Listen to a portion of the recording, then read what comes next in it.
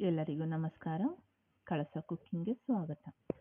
ಈ ದಿನ ನಾವು ತುಂಬ ಸಿಂಪಲ್ಲಾಗಿ 2 ನಿಮಿಷದಲ್ಲಿ ರುಚಿಯಾಗಿ ತಯಾರಾಗುವಂಥ ಸೌತೆಕಾಯಿ ಚಟ್ನಿ ಮಾಡೋದು ಹೇಗೆ ಅಂತ ನೋಡೋಣ.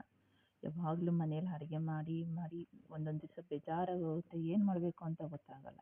ಆ ಟೈಮಲ್ಲಿ ಈ ಥರ ಮಾಡಿ ತುಂಬ ಈಸಿ, ಸಿಂಪಲ್ ಆಗಿರುತ್ತೆ. ಒಂದು ಜಾರಿಗೆ ಸೌತೆಕಾಯಿ, ಹಸಿಮೆಣಸಿನಕಾಯಿ, ಉಪ್ಪು, ಕರಿಬೇವು. ಇಲ್ಲಿ ಸೌತೆಕಾಯಿ ನೀವು ಸಿಪ್ಪೆ ತೆಗೆದು ಬೇಕಾದ್ರೆ ಹಾಕ್ಕೋಬೋದು. ಒಂದೊಂದು ಸ್ವಲ್ಪ ಕೊತ್ತಂಬರಿ ಹಾಕಿ ತರಿಯಾಗಿ ಗ್ರೈಂಡ್ ಮಾಡ್ಕೊಳ್ಳಿ. ಇಷ್ಟು ಸಹ ಆದರೆ ಸಾಕಾಗುತ್ತೆ. ನಿಮ್ಗೆ ಏನಾದರೂ ಒರಳಿದ್ರೆ ಒರಳಲ್ಲಿ ಬೇಕಾದ್ರೆ ಜಜ್ಕೊಳ್ಳಿ.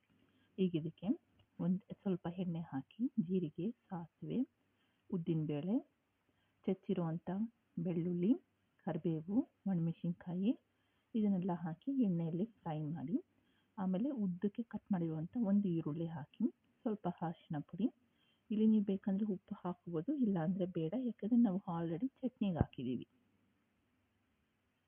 ಈಗ ಇದೇ ಬಿಸಿ ಬಾಣಲಿಗೆ ನಾವು ಮಾಡಿರುವಂಥ ಚಟ್ನಿನ ಆ್ಯಡ್ ಮಾಡಿ ಸ್ಟವ್ ಆಫ್ ಮಾಡಿಬಿಡಿ. ತುಂಬ ಹೊತ್ತು ಬೇಯಬಾರ್ದು, ಅದೇ ಬಿಸಿಗೆ ಆ ಚಟ್ನಿ ಸ್ವಲ್ಪ ಹಸಿ ಫ್ಲೇವರ್ ಹೋಗುತ್ತೆ. ಈ ರೀತಿ ಪಟ್ ಅಂತ ಸ್ಟವ್ ಆಫ್ ಮಾಡಿಬಿಡಿ. ನೋಡಿ, ಇವಾಗ ರುಚಿಯಾದಂಥ ಕುಕುಂಬರ್ ಚಟ್ನಿ ರೆಡಿಯಾಗಿದೆ. ಲಾಸ್ಟ್ಗೆ ಒಂದು ಅರ್ಧ ನಿಂಬೆಹಣ್ಣು ಜ್ಯೂಸು ಹಿಂಡಿ ಸಾಕಾಗುತ್ತೆ. ಈಗ ಬನ್ನಿ, ಬಿಸಿ ಬಿಸಿಯಾಗಿ ಅನ್ನ ಜೊತೆ ಸಿಂಪಲ್ಲಾಗಿ ಒಂದು ಆಮ್ಲೆಟ್ ಹಾಕ್ಕೊಂಡು ಅದ್ರ ಮೇಲೆ ಬೇಕು ಅಂದರೆ ತುಪ್ಪ ಹಾಕ್ಕೋಬೋದು. ನೋಡಿ, ಸಿಂಪಲ್ ಆಗಿರೋಂಥ ಸೌತೆಕಾಯಿ ಚಟ್ನಿ ರೆಡಿ ಆಗಿದೆ. ನೀವು ಒಂದ್ಸಲ ಈ ರೀತಿ ಟ್ರೈ ಮಾಡಿ ಹೇಗಿದೆ ಅಂತ ಹೇಳಿ.